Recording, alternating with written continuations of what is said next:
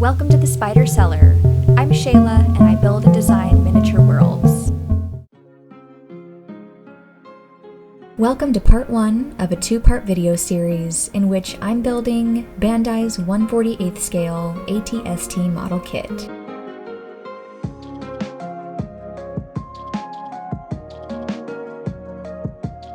Today, I'm just focused on assembling the kit piece by piece, and then hand painting the completed model.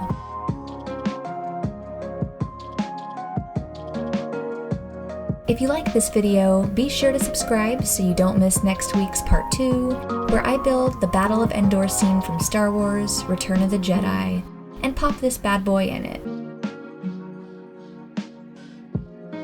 Spoiler, there will be Ewoks, so please no Ewok hate in the comments. This channel is officially pro-Ewok. With that out of the way, I'm a big fan of the Bandai model kits. The pieces are easy to snap together, the quality is good, and you don't need any special tools. As you can see, this model kit comes with an instruction booklet showing which items to cut out of which frames. Each frame corresponds with a different letter, and every item in that frame is numbered. The reason why I'm cutting out each piece from its frame as I go, rather than cutting everything out prior to the build, is because the reference numbers are not printed on the pieces directly. Instead, they're attached to the little plastic sprues holding the item in the frame. So you really don't want to remove them until you're ready to use them.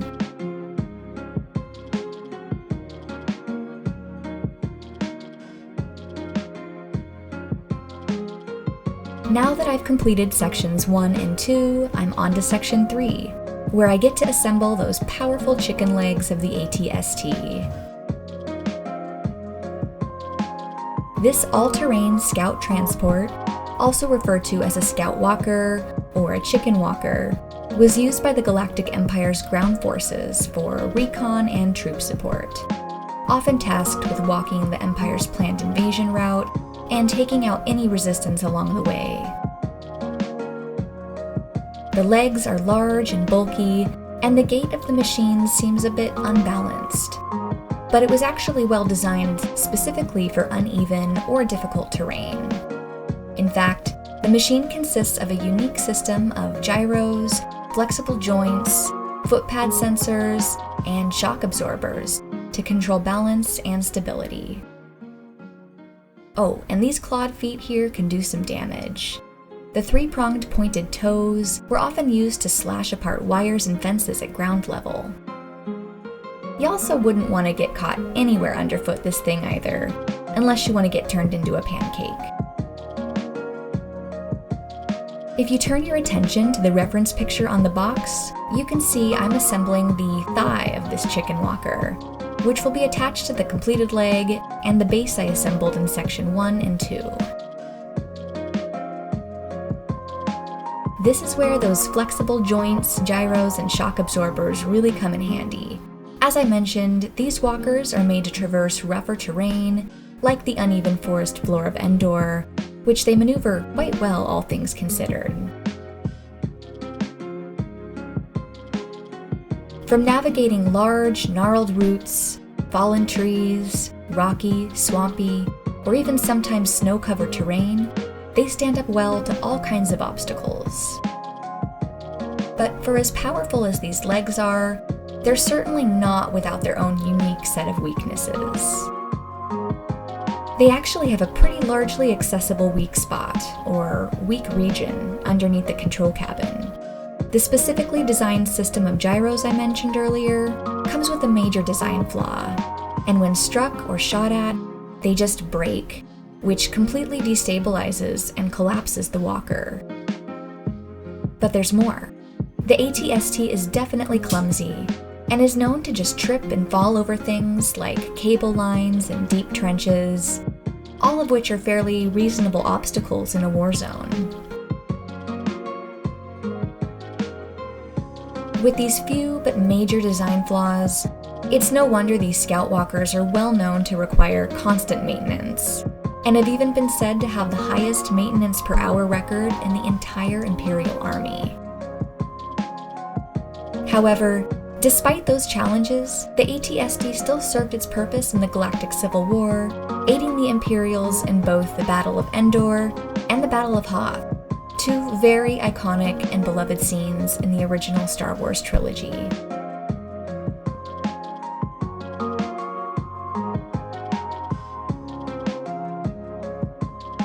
And now I'm just going to attach both of the legs to the main body connector, along with this thing that the control cabin will attach to.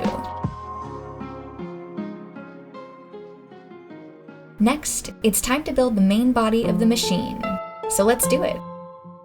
Looks like I'm starting with the control cabin, which does not appear to be the most comfortable interior, and there isn't a lot of legroom. However, using reinforced armor plates, it provides decent protection for the two operators inside, both of which I will cut right out of their frames here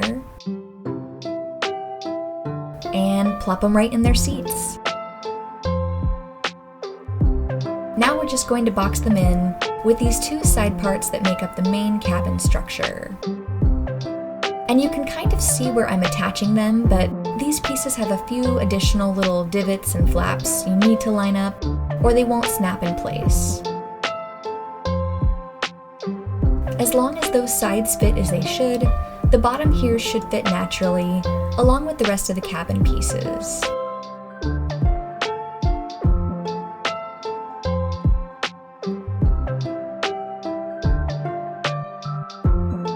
Now for the main front plate of the AT-ST, which hosts two armored viewports, as well as the bulk of the armament, which I'll get to soon enough.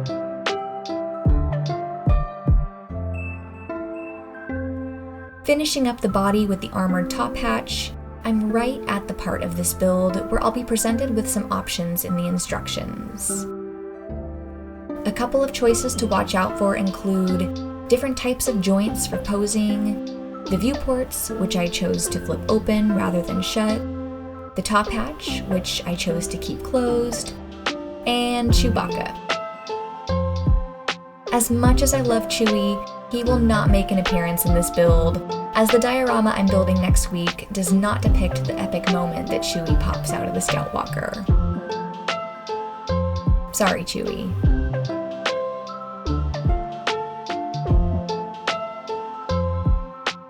Moving on, I'm assembling the rest of the main body's exterior embellishments, starting with some weapon mounts that will be placed on each side of the body. And you can clearly see where these ports attach, right here and here. The underside of the cabin gets some embellishments too, like these little hoses here.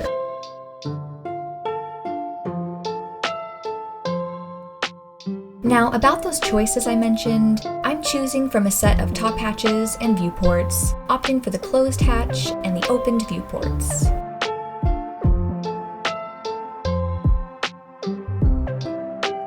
That concludes the body and brings us to the artillery.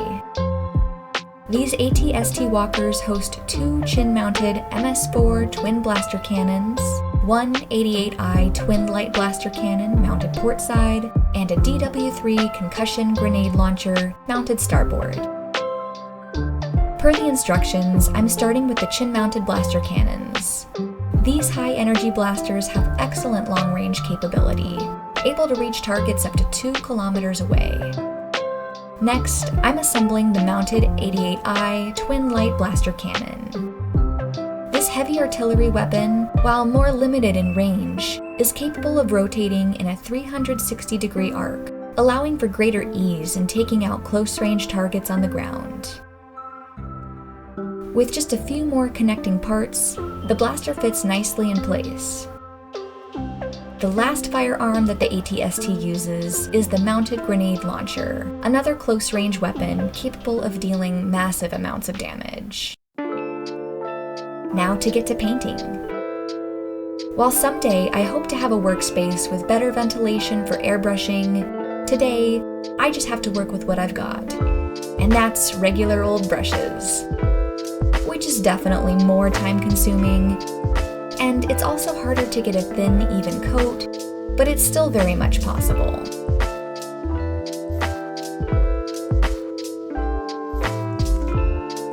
As you can see, I primed the model before painting this gray base coat, as the paint just doesn't adhere well to the bare plastic. So the primer is essential, whether you're airbrushing or brush painting.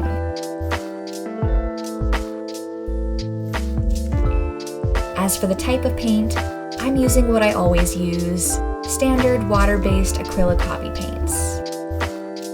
The two main brands I like are Army Painters and Vallejo, but I strongly prefer the Vallejo paints because they tend to have a more smooth texture. They are more expensive, but in my opinion, the quality is unmatched.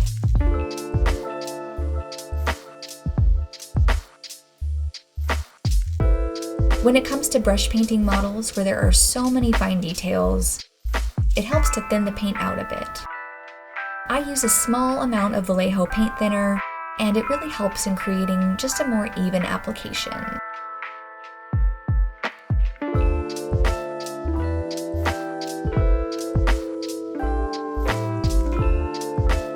Although the interior part of the model will not be visible on display, I'm still choosing to paint the two highly trained ATST drivers sitting in the control cabin. From here, I'm going over the model with a black wash, making sure to dab the flat surfaces with a paper towel as I go along. I really want the wash to soak into the crevices to give the details more definition and shadowing. A good wash is designed to disperse pigment from the acrylic paint into the cracks and recesses, and not just sit on top of raised points. However, I ran out of good wash and had to make my own. And from the looks of it, I need practice. But it is still workable, and by the time I get to dry brushing the highlights, it will look much better.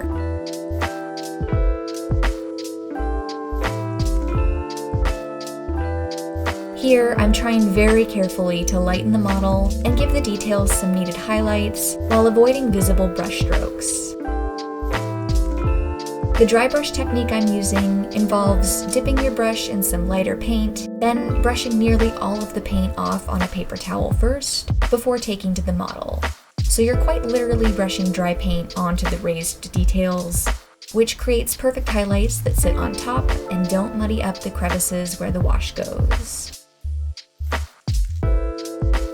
At this point, the model looks pretty done, but I wasn't quite satisfied with it, so I'm taking a dark yellow-green wash and only applying it in certain areas where I think more grime and mold might show up. This will be toned down by more dry brushing at the end, so if it looks like it's a bit too much, it is, but it's fine.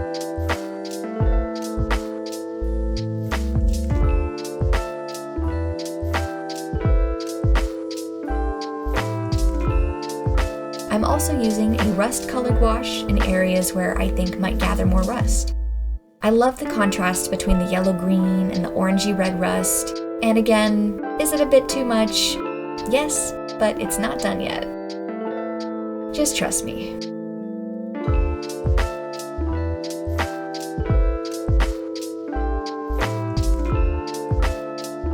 Here I go with the final highlights and blending. I'm using a smaller round brush for this, and I'm not sure why, but it just felt right, so I'm going for it.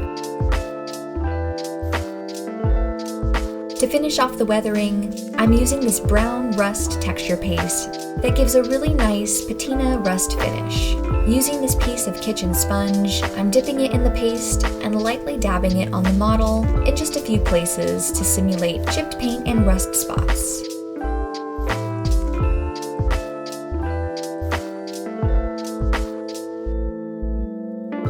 With that, I'll attach the body to the legs and see you next week for the Battle of Endor.